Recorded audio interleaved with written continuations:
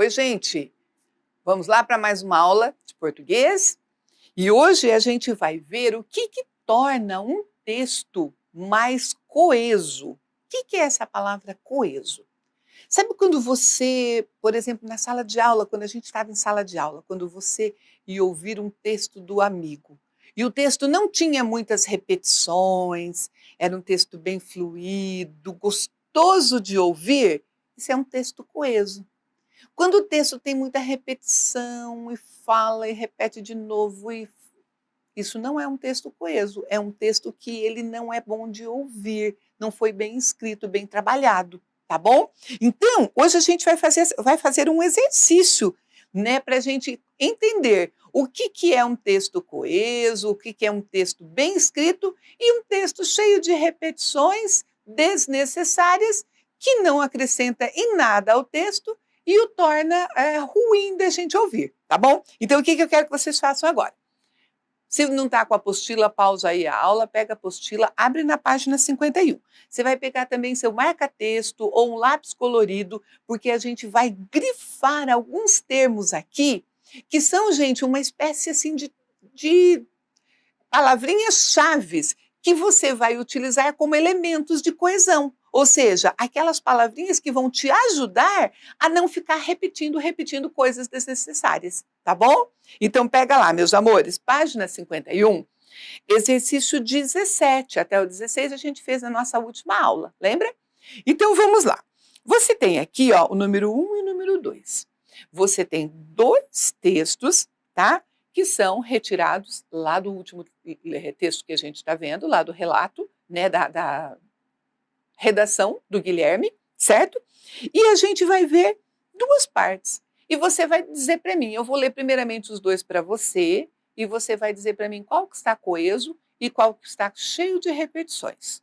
É fácil, tá? Tenho certeza que você já vai perceber só olhando no texto, mas acompanha lá, pega seu marca-texto, tá bom?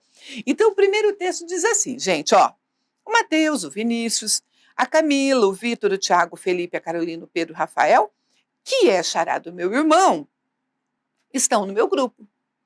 A gente combinou com a professora Amara que vai fazer uma representação com a história do menino Bocó, que ganhou na votação.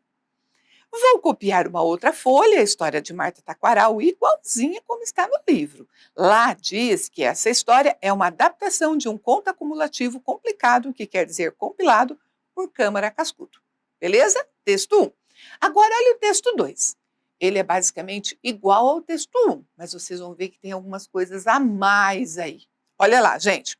O Mateus, o Vinícius, a Camila, o Vitor, o Tiago, o Felipe, a Carolina, o Pedro, o Rafael.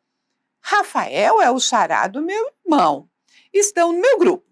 O Mateus, o Vinícius, a Camila, o Vitor, o Tiago, o Felipe, a Carolina, o Pedro, o Rafael e eu combinamos com a professora Mara que vamos fazer uma representação com a história do menino Bocó.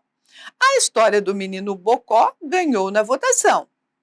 Vou copiar numa outra folha a história da Marta Taquaral, igualzinha como está no livro. No livro diz que essa história é uma adaptação de um conto acumulativo, complicado, quer dizer, compilado por Câmara Cascudo.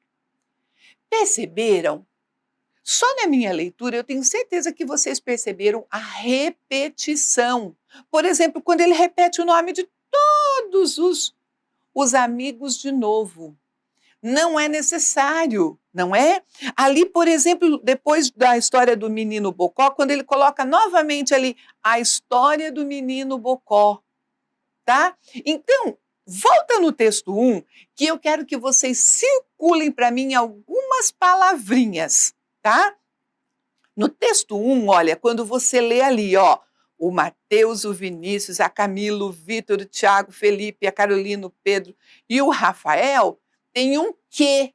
Circula esse que. Esse que, gente, são aqueles conectivos, aquelas palavrinhas-chave que fazem a ligação para você não precisar repetir. Então, circula esse que.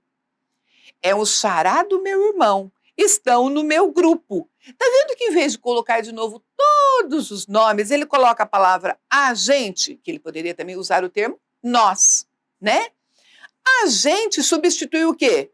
Mateus, Vinícius, Camila, Vitor, todos aqueles nomes dos amigos. Então, circula também a palavra a gente. tá? Aqui embaixo, ó, quando ele diz assim, combinou com a professora Mara que vai fazer uma representação com a história do menino Bocó, que ganhou na votação. Não precisa colocar de novo, a história do menino Bocó ganhou na... Não, não precisa. Ele colocou de novo o conectivo, que... Tá vendo que essa palavrinha, ela é mágica? Ela substitui um monte de outras coisas que não precisa colocar, vai só ficar repetitivo e não vai ficar bonito, né, de ouvir. Lá no finalzinho diz assim, ó, vou copiar uma folha, né, numa outra folha, a história de Marta Taquaral igualzinha como está no livro. Lá, em vez de colocar de novo, no livro, não, ele colocou o advérbio lá onde? Lá no livro, né? Lá diz que essa história é uma adaptação e tudo mais, tá? E daí o que você vai fazer no texto 2? Com essa mesma marca-texto que você usou, circulando essas palavrinhas chaves aí, os conectivos, você vai grifar aquilo que foi aumentado, né? O que foi colocado sem necessidade no texto 2, que é o quê? Rafael. Precisa colocar de novo o nome Rafael. Já falou que Rafael é o xará. Então, você vai grifar Rafael. Você vai grifar todos os nomes de novo ali, quando ele colocou tudo de novo. O Mateus, o Vinícius, a Camila. Você vai grifar todos esses nomes. Você vai grifar a palavra, a história do menino Bocó, tá? Que não precisava mais colocar, ele só colocou lá, né? Que era no livro, né?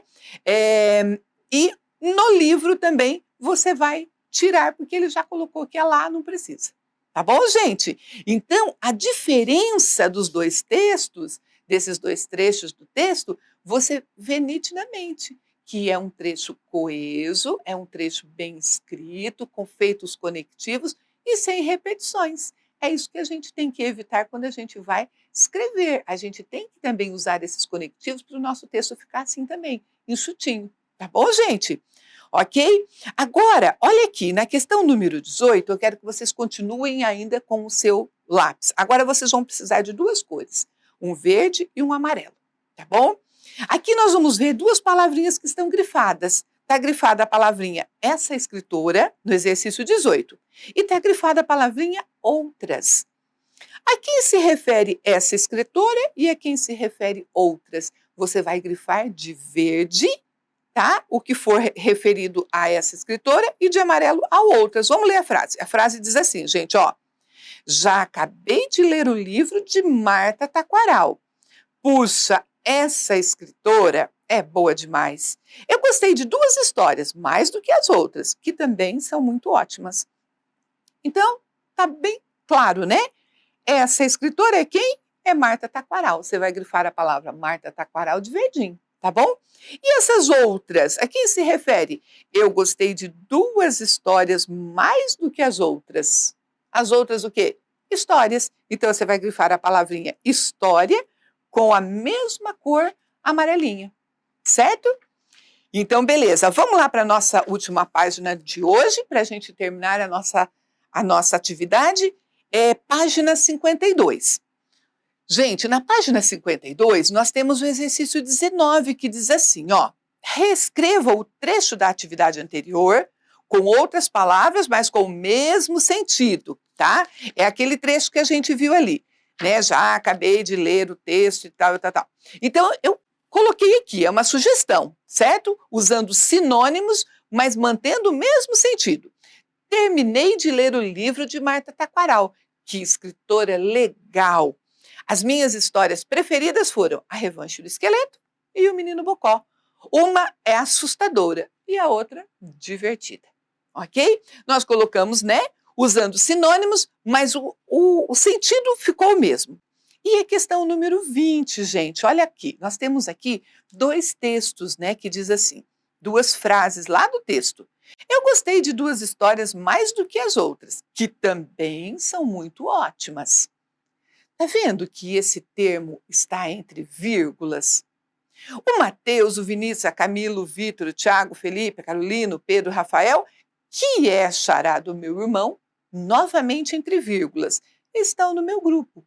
A gente já viu em outras aulas a respeito dessa função da vírgula, né? Nesses casos específicos aqui, a função é o quê? não é fazer lista. A função aqui é dar uma explicação, é salientar alguma coisa, né? Então eu vi ali, olha, que também são muito ótimas, que é o xará do meu irmão, sempre entre vírgulas, ok?